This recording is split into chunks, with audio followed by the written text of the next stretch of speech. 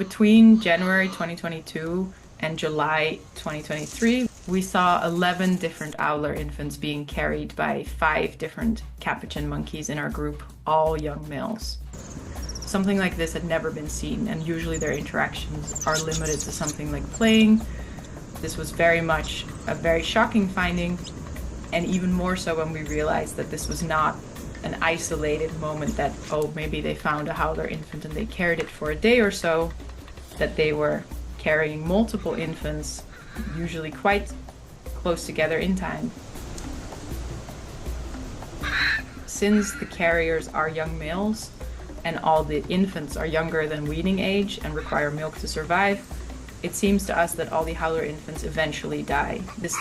does not in any way have to be the capuchin's intention, so to say, because they are young males, they cannot provide milk, and they do carry these infants for days and days at a time,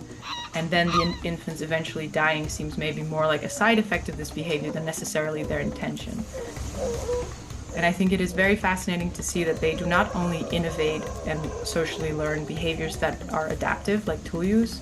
but also behaviors that may not have any function at all, like this interspecies abduction. And in this case, I think it is a fascinating parallel to see that if you put another intelligent animal in these kind of conditions, they might also develop culture that is harmful